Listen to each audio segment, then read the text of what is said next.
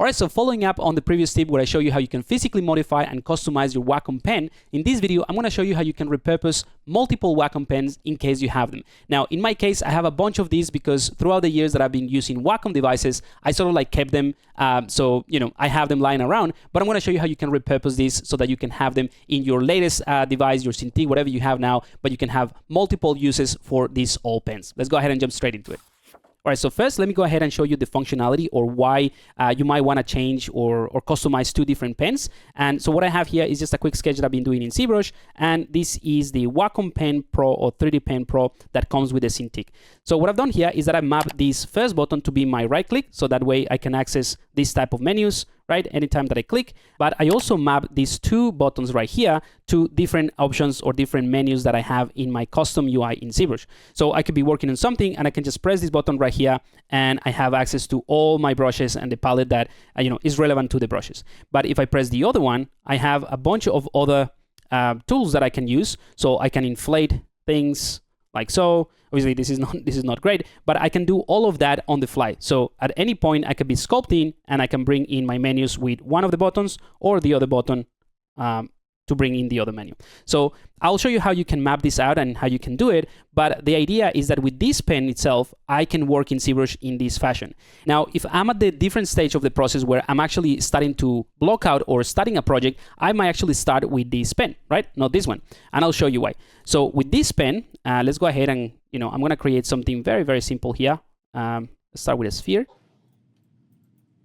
like so. Now, the cool thing is that you can take this pen and to these buttons, you can map different tools in ZBrush or a different shortcut. So in this pen, what I can do is, let's say during this process of blocking out, generally speaking, I use masking a lot. So I can do something like that. And I can press this button right here. And that will bring in this custom menu.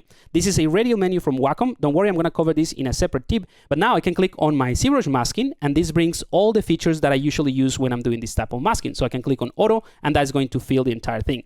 Now I'm going to get closer here.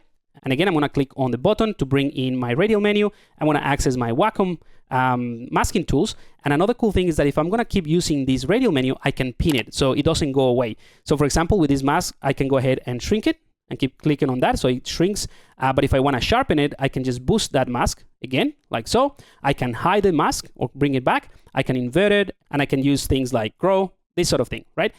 So this is something that I use a lot during the blockout stage, and that's why I prefer to use this pen when I'm blocking something, and then when I have something that is a bit more, polished or ready to polish, I simply just move to the other pen, which allows me to access my brushes, for example, which is obviously something that I use a lot more during this process of just refining and sketching. All right, so now that I've shown you kind of like the functionality of customizing two pens on the same device, let's go ahead and go step by step on how you can set it up. All right, so I'm going to go ahead and bring in the Wacom Center right here. So this is what you would install with your drivers. And like I said, my Wacom device is a Cintiq Pro 27. So this is what I have here.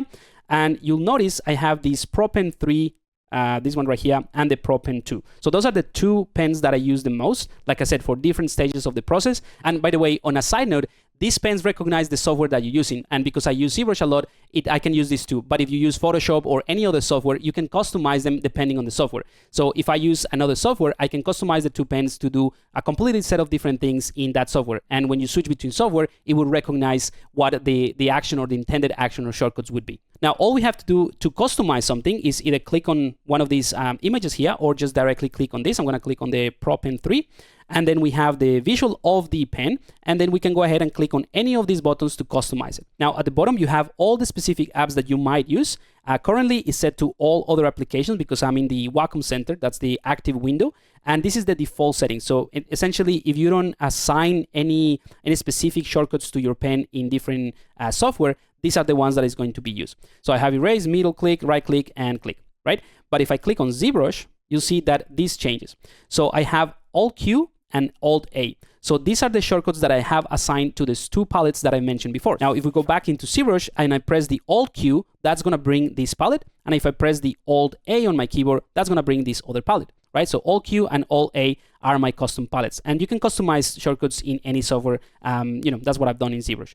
So basically, now I can click on this one, on this button right here. and it will bring up these actions. So you can do a bunch of different things with these buttons. So the one that I'm interested in is this keyboard shortcut, because that's what I assign in ZBrush. So I'm going to click on that one, and you'll see I have Alt Q. I can delete this, and I'm going to type it again, Alt Q. And if you have a name for a specific thing, so again, if you go back to ZBrush and I press Alt Q, these are my tools, this one right here. So you can name it just so that you know what you're doing. So I'm going to call it my tools, so that is exactly the same, and I'm going to apply it. So now my tools is applied to these buttons. And let's go ahead and do the same thing with this one. Keyboard shortcut, Alt A. This is going to be brushes or brush stuff. So that's the other palette. I'll show you in a second. So in ZBrush, this is the brush stuff. So I mapped 2 different shortcuts to these custom palettes, and now I can bring them with this pen. Now let's go ahead and click on Pro Pen 2. And you'll see this is the only application that I have assigned to this pen, because ZBrush is where I can differentiate the workflows quite a bit, so it becomes more relevant in this case. Now this pen doesn't have 3 buttons, but it does have an erase in case you want to use it. So what I've done is map this button right here, the second button, to the ZBrush tools. So if I click on this one, this ZBrush tools is a custom radial menu that I've created. Again, I'll show you that in a different tip, but all you need to do is select the custom radial menu that you want, or if you don't want a radial menu, you can just, assign maybe another ZBrush shortcut, and that will be it, right? So very, very easy to do.